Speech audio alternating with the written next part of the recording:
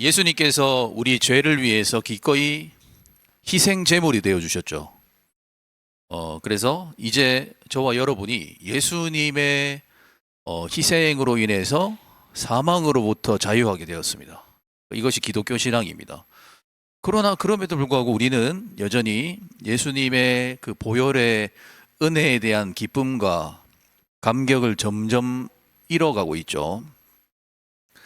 그런 차원에서 오늘 본문에는 특별히 구약시대의 제사 중에서 제일 일반적으로 많이 드렸던 제사 방법, 번제에 대한 말씀이 기록되어 있습니다. 원제야.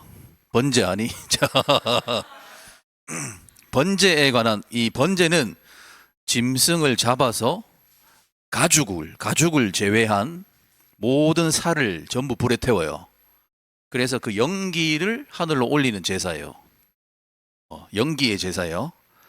그러니까 향기의 제사, 향기의 제사를 할 수 있어요. 번제는 향기의 제사. 근데 매우 까다롭습니다. 제사 방식이. 일단은 혹시 우리 성도님들 가운데 살아있는 짐승 잡아본 적 있으세요? 죽여본 적 있으세요? 짐승. 바퀴벌레 말고 모기 이런 거 말고 살아있는 닭이라든지, 그러니까 닭 목 잘라본 적 있으시죠? 방송 중에 목 잘린 채로 돌아다닙니다. 저는 봤거든요. 그러니까 짐승을 칼로 탁 치면 애가 돌아다녀요. 이거 없는 채로. 그러니까 지금 이 번제가 굉장히 까다로운데 살아있는 짐승을 도살한다는 것 자체로 이미 너무 힘든 거거든요. 근데 이거를 매번 제사 때 했다고 생각해 보세요. 얼마나 힘들겠어요. 그러니까 지금 우리가 번제 안 드린 거 얼마나 다행인지 모릅니다.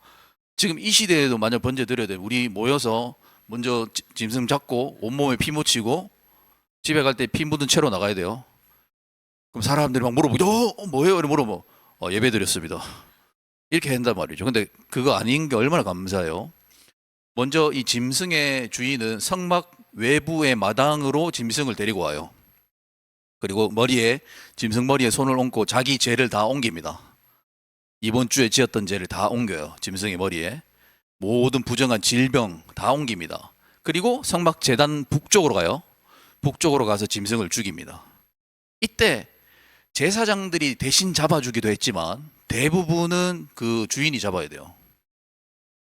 제사장들이 대신 죽여준 적도 있는데 일반적으로 대부분은 그 짐승 주인이 도살을 해야 됩니다. 그때 피가 엄청나게 분출되잖아요. 그 피를 다 받아놔야 돼요. 대야 같은데. 그리고 그 피는 제사장이 제단에 막 뿌립니다. 피를 사면에 뿌립니다. 그리고 난 뒤 이제 고기를 제사장이 각을 뜨죠. 네, 각을 뜹니다. 그리고 한 조각 한 조각 이제 불에 태워서 연기로 올려드리는 겁니다. 이렇게 이제 제물을 불태울 때 짐승의 소유주가 해야 되는 게 있어요. 뭐냐면은 그 더러운 내장을 물로 씻는 일입니다. 그러니까 제사장이 막 태우면 옆에서 막 씻고 있어야 돼요. 네. 왜 그럴까요? 내장 안에 뭐가 있습니까? 곱창이 있다고. 이렇게. 그러니까 내장 안에 배설물들이 있잖아요. 그러니까 이 더러운 거를 깨끗하게 한다는 상징적인 행동입니다. 그러니까 내장 안에 있는 더러운 걸 막 씻어내면서 우리 안에 있는 더러운 거를 씻어낸다는 의미의 상징적인 행동으로 그렇게 시켰어요. 그리고 이 더러운 모든 배설물들은 제단 동쪽에 다 버리게 됩니다. 자, 이렇게 각드는 작업이 이제 정리가 되면 가죽을 제외한 모든 부위를 불에 태워서 하나님께 향기로 올려드리는데 이게 번제입니다. 그리고 하나님이 그 향기를 받아주세요. 그러니까 그 향기를 그냥 받는 게 아니라 이 모든 과정, 막 짐승 잡고 일단 끌고 오고 처음에 이제 흠 없는 것부터 찾는 것부터 일입니다. 한번 생각해 보신 적 있습니까? 흠 없는 걸 어떻게 찾지? 어떤 게 흠 없는 거예요? 그러니까 짐승을 짐승이 있는데 흠 없는 걸 데리고 오라잖아. 그러면 흠 없는 걸 어떻게 알 수 있어요? 어떻게 흠이 없는 거지? 생각해 보신 적 있으십니까? 그러니까 그 개가 흠 없는 애를 계속 이렇게 관리를 해줘야 되는 거예요. 이미 제사 드리기 전에. 그러니까 엄청 힘든 거죠. 막 그 피부라든지 피부병 이거 안 옮기도록 그러니까 뭐 배탈 안 나도록 뭐 어디 안 다치도록 평소에도 계속 지켜보고 있는. 그러니까 개를 데리고 가야 돼. 그러니까 흠이 없는 애를 데리고 가려면 주인이 계속 지켜봐야 되는 그 노동을 해야 됩니다. 그러니까 그거 있죠. 그 근데 개를 죽여야 돼. 망고 죽일 수 있습니까? 그러니까 이게 보통 일이 아닌 거예요. 보통 일이 아닌 거예요. 근데 그렇게 해야 받아주시는 거예요, 하나님이. 대충 그냥 야 대충 잡아 이렇게 하면 안 받아주는 거예요. 이거 굉장히 중요하죠. 오늘날 우리 예배를 한번 돌아보셔야 돼요.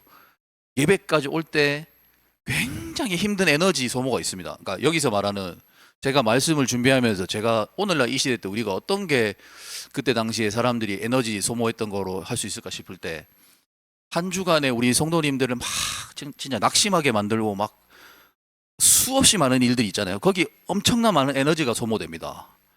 솔직히 목사인 저도 예배 드리기 싫을 때가 있어요. 나 진짜 쉬고 싶다 안 주노.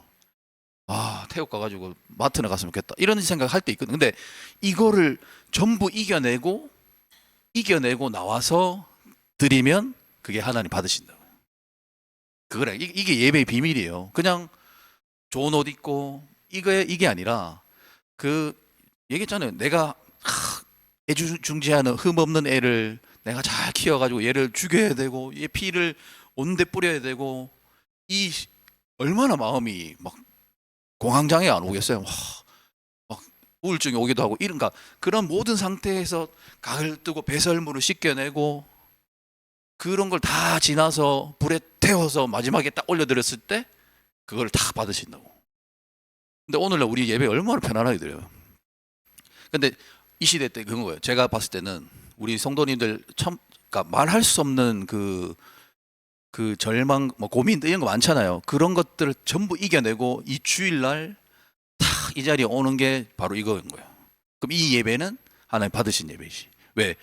내가 마음을 엄청난 에너지 소모를 다 감당하고 이 자리에 왔거든요. 이건 보통 아무나 할 수 없어요. 그러니까 이 예배는 하나님 받으신 예배라는 것이죠. 이게 이제 번제가 주는 교훈입니다. 자, 그런데 우리가 여기서 기억해야 되는 게 있어요. 향기라고 말했는데 하나님이 그러니까 향기의 제사인데 하나님이 좋아하시는 향기가 있어요. 그리고 하나님이 싫어하시는 향기가 있어요. 그걸 기억하셔야 돼요. 향기의 제사이기 때문에 하나님이 특별히 그러니까 향기롭게 받으시는 제사가 있고요. 불쾌하게 받으시는 제사가 있어요. 하나님께서 좋아하시는 향기는 어떤 걸까요? 반대로 하나님이 싫어하시는 향기는 어떤 걸까요? 우리 성도님들께서는 하나님께서 기쁘게 받으시는 향기로 드리십니까? 아니면은 원치 않으시는 향기를 자주 올려드리십니까? 그러니까 서두에 말씀드렸지만 하나님이 모든 향기를 다 흠양하지 않아요. 우리 그런 기도 많이 하잖아요. 하나님 오늘 우리 찬양을 흠양하여 주시고 근데 다 받지 않습니다. 하나님이 모든 예배를 다 받아주지 않아요. 우리 이거 잘 기억해야 돼요. 그냥 우리가 모여서 주님 이름 부르짖고 뭐 하면은 대충 하면은 다 받아줄 것 같지만 절대 안 받아주고요. 받아주는 예배의 기도만 받아주세요. 하나님이 받으시는 그 예배의 기도만 받으십니다. 우리 기억해야 됩니다. 아무 기도나 다 들어주지 않아요. 그냥 막 주님한테 뭐 아무 기도나 다 하는 게 아니고 그런 대가 지불과 내 마음의 상함을 다 뒤로 하고 그럼에도 불구하고 하나님 앞에 나왔을 때 드리는 그 예배를 받으시고 그리고 그 예배에서 드리는 기도를 들으세요. 굉장히 중요합니다. 이거 기억하셔야 됩니다. 자, 근데 인간이 코로 냄새를 맡듯이 하나님이 냄새를 맡는다는 뜻은 아니에요. 그런 의미는 아니에요. 왜? 하나님이 영이시니까. 하나님 육신이 없으시니까. 사람처럼 코로 냄새 맡으시는 분이 아니고 그러니까 이 당시 구약 시대의 짐승을요. 생각해 보세요. 내장과 함께 불태웠습니다. 내장을 태워요. 그러면 좋은 냄새 났겠어요? 굉장히 불쾌한 냄새 나죠. 네.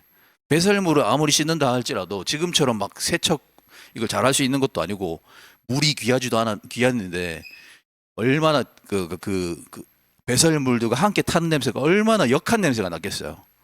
그런데 놀랍게도 하나님은 인간들이 그렇게 인간의 입장에서 역한 냄새인데 하나님이 향기롭다 하시는 거예요.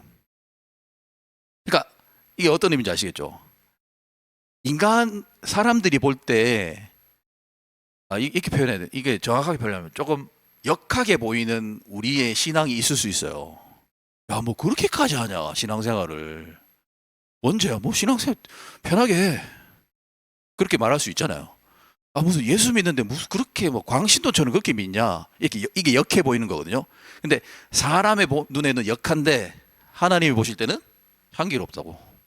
그런 부분이 있을 수 있어요. 하나님이 받으시는 향기란, 그러니까 코로 맡을 수 있는 냄새가 아니라 향기를 올려드리는 사람의 마인드입니다. 마인드를 맡으시는 거예요. 그 중심, 우리의 예배드리는 사람의 중심을 받으시는 게 하나님이 받으시는 향기라는 얘기예요. 그러니까 재물을 태워서 그 냄새가 아니라 하나님께 상달될 때에 그 드리는 자의 마음. 그러니까 어떤 것도 다 괜찮습니다. 나의 상처. 그러니까 사람은 누구나 자기의 불쾌한 부분을 보는 게 너무나 힘들잖아요.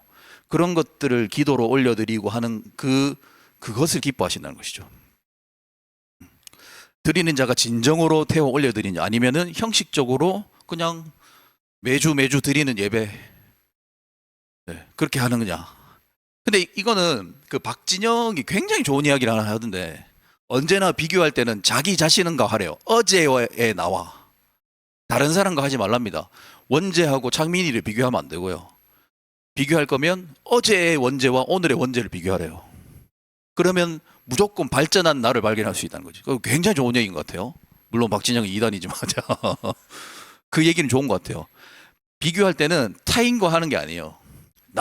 과거의 나와 지금의 나를 비교하면 내가 발전했는지 발전하지 않았는지를 볼 수 있고, 그럼 비로소 우리는 불평하지 않고 자기 자신을 볼 수 있다는 거죠.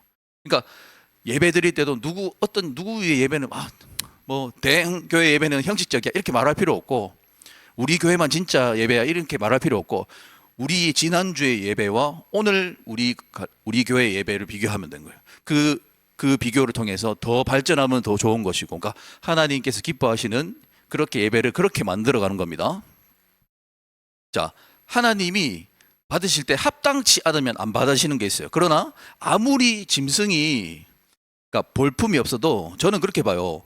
흠없는 짐승을 고르는데 결국에는 그 사람의 마인드가 중요해요.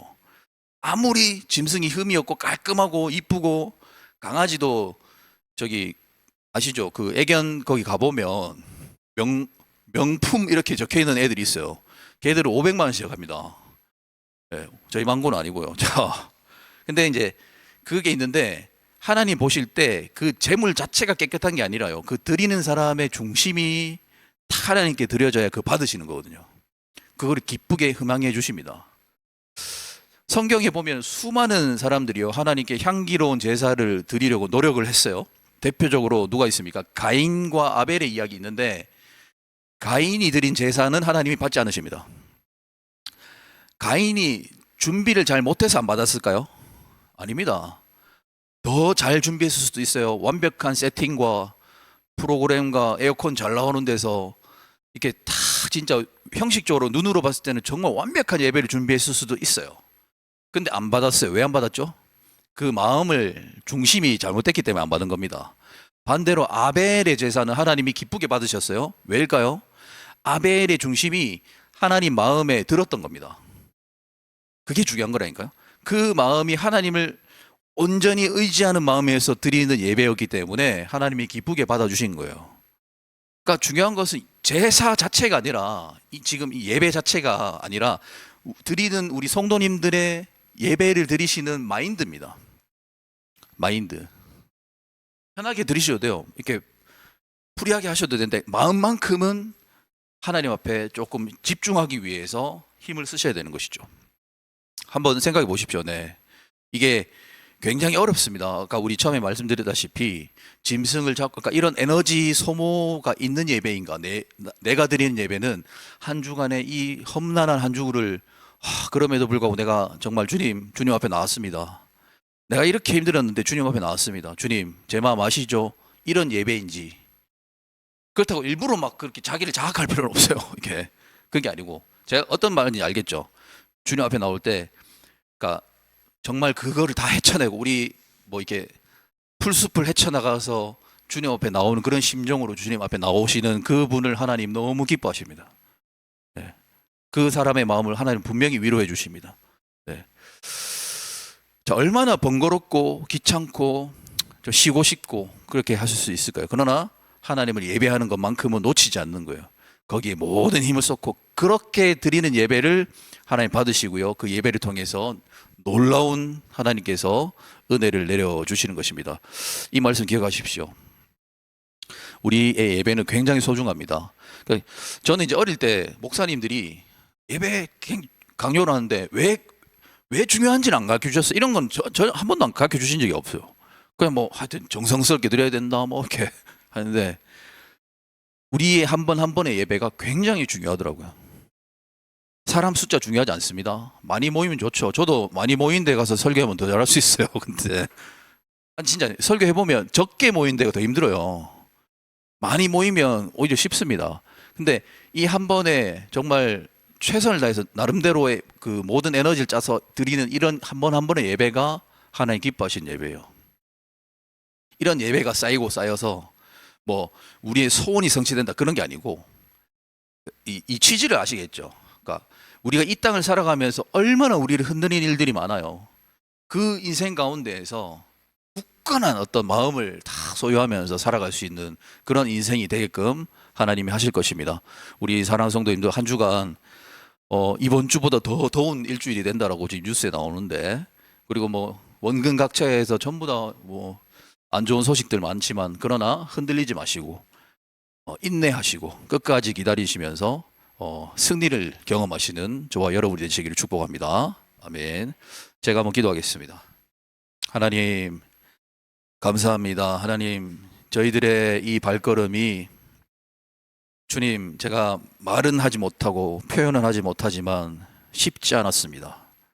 주님 앞에까지 이렇게 나오는 이 일이 너무나 힘들었습니다. 가볍게 나오는 것 같지만 하나님 제 마음은 너무나 무겁지만 그럼에도 불구하고 주님이 우리의 유일한 소망이시고 주님께 예배하는 것 말고는 다른 길이 없어서 이렇게 나왔습니다. 하나님 우리 마음을 아시지요. 주님 우리를 붙들어 주시고 이 험난한 세상 가운데 우리 홀로 살지 않도록 주님께서 힘을 더하여 주시옵소서. 우리 사랑하는 성도님들 각자의 삶